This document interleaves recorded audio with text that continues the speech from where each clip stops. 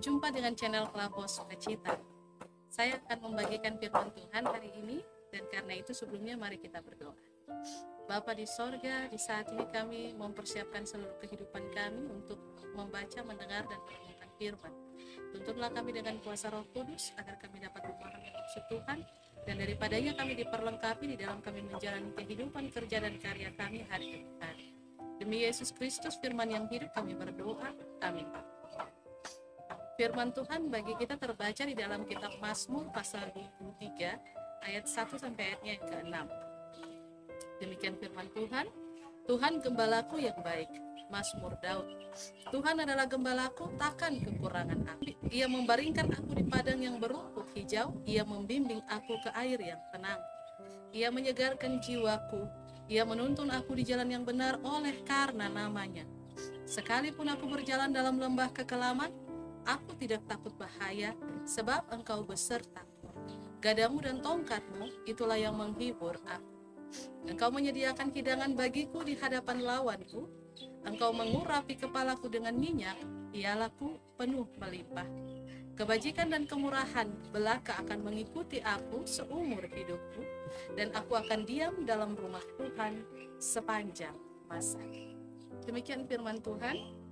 Dikatakan berbahagia adalah setiap kita yang telah membaca, mendengar, merenungkan, dan melakukan firman dalam kehidupan setiap hari. Dari bacaan kita, Mazmur 23 ayat 1 sampai 6 diberikan tema Tuhan besertaku. Tuhan besertaku. Pemirsa channel Kelapo Sukacita, dalam bacaan kita saat ini juga Daud menggambarkan Allah sebagai seorang gembala yang senantiasa menjaga, mengawal, memimpin, dan menuntun domba-dombanya, yaitu manusia.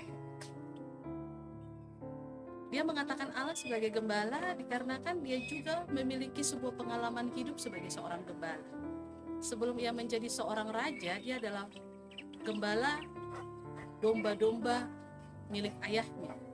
Dan dia tahu persis tugas seorang gembala, yang mana tugas tersebut dia harus menjaga kawanan dombanya, dia harus memastikan kawanan dombanya mendapatkan rumput yang baik, yang hijau, yang segar. Dia juga harus tahu di mana letak-letak tempat air, entahkah itu sumur, entahkah itu sungai-sungai, ataukah wadi, yang semuanya supaya domba-dombanya itu tidak kehausan tapi juga tidak kelaparan. Sebagai seorang gembala, dia juga harus menjaga kawanan dombanya dari hewan-hewan buas. Jangan sampai ada hewan buas yang menerkam domba-dombanya. Sebagai seorang gembala, dia juga harus memastikan dombanya itu ada dalam keadaan yang baik. Sebab yang dia tuntun bukan hanya domba jantan, ada juga domba betina, dan domba betina yang mungkin saja sedang mengandung. Dia harus memastikan bahwa domba betina yang sedang mengandung itu juga ada dalam keadaan yang nyaman, yang baik. Dan juga di dalam kawanan domba itu bukan saja domba-domba yang sudah dewasa, ada juga domba yang masih kecil, yang butuh untuk dia bimbing, arahkan. Dalam perjalanannya juga dia harus melewati onak dan duri, jalan yang berbatu-batu, dan karena itu dia juga harus memastikan bahwa ketika dombanya sedang berada dalam keadaan terluka karena onak duri dan jalan yang berbatu, maka dia harus siap siaga untuk membalut luka daripada si domba tersebut. Dan bahkan juga tatkala dia menghitung jumlah domba itu tidak sesuai seperti yang dia bawa dan hendak dibawa pulang, tidak sesuai dengan jumlahnya, maka dia harus memastikan domba itu di mana. Dia harus mencari domba itu sampai domba itu ditemukan. Nah, itu tugas orang gembala. Dan karena itu dia tidak bisa bermalas-malas ketika dia sedang menggembalakan dombanya.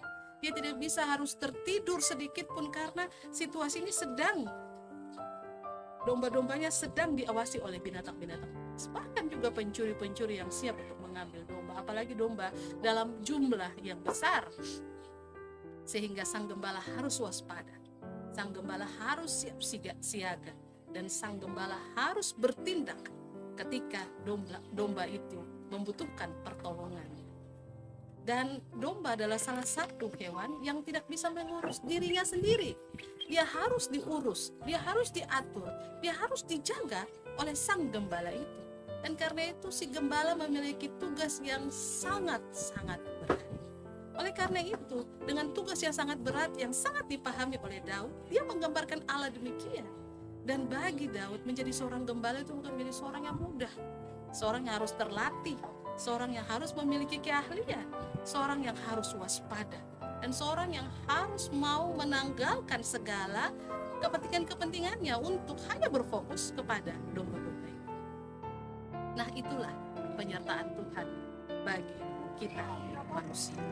Dalam gambaran Daud yang begitu jelas dan juga dalam pernyataan Yesus dalam kitab Injil Yohanes pasal 10 ayat yang ke-11, Yesus mengatakan, "Akulah gembala yang baik. Gembala yang baik menjaga domba-dombanya." Demikian penyertaan Tuhan bagi kita manusia. Daud merasakan penjagaan Tuhan, bukan saja ketika dia sedang menggembalakan domba-dombanya, bukan saja ketika dia sedang melaksanakan tugas tanggung jawabnya, tetapi sebagai seorang raja yang dalam kesulitan-kesulitan, bahkan dalam kebahagiaan, Tuhan selalu beserta dia. Dia merasakan betapa Tuhan begitu luar biasa dalam kehidupannya. Sehingga ketika ia jatuh ke dalam dosa, ia pun kemudian mengingat bahwa penyertaan Tuhan begitu luar biasa dalam hidupnya, dan dia percaya bahwa Tuhanlah yang mampu membawa dia keluar dari setiap persoalan, bahkan dari lumpur dosanya sekalipun. Itulah penyertaan Tuhan, dan itulah penjagaan Tuhan yang tak pernah berkesudahan dalam kehidupan Daud, sehingga Daud selalu diingat oleh Allah sebagai hamba yang setia, sebagai raja yang hidupnya berpadanan dengan perintah dan apa yang dikehendaki Tuhan. Pemirsa channel Pelapor Sukacita, Tuhan besertaku, itulah tema kita. Kita pun juga merasakan betapa tangan Tuhan yang kuat dan perkasa selalu ada dan menyertai kita. Bukan saja ketika kita berada di dalam kebahagiaan dan sukacita, tetapi ketika kita berada dalam lembah kekelaman pun kita dapat berjalan dalam lembah kekelaman itu. Kita tidak hanya jatuh di dalamnya, tetapi kita berjalan di dalamnya. Itu berarti bahwa di tengah-tengah penderitaan, di tengah-tengah pencobaan, di tengah-tengah tantangan, yakni lembah kekelaman itu, kita berjalan di dalamnya dan Allah menolong kita. Allah menjaga kita. Allah memegang tangan kita untuk keluar. Dia tidak pernah meninggalkan kita. Dia selalu menjaga dan beserta kehidupan kita.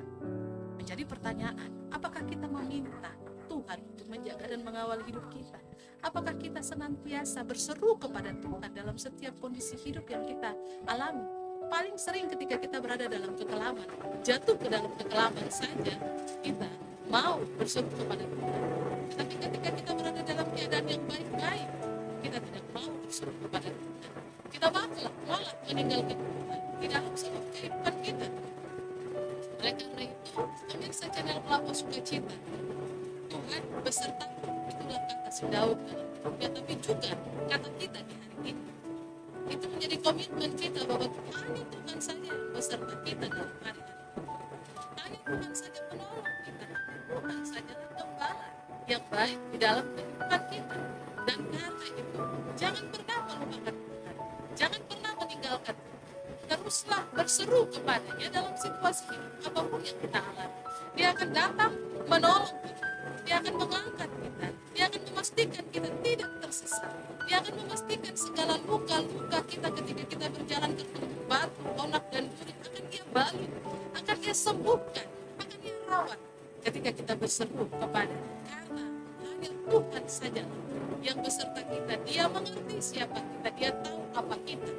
Dan jangan pernah meninggalkan Tuhan pada sesaat pun, karena dunia ini penuh dengan berbagai tantangan dan persoalan. Kita membutuhkan penolong, kita membutuhkan kekuatan yang lebih, dan itu hanya ada dan datangnya daripada Tuhan beserta kita. Amin. Mari kita berdoa. Bapa, kami bersyukur karena kami memiliki Allah yang luar biasa, yang selalu beserta kami dalam situasi hidup apapun yang kami alami.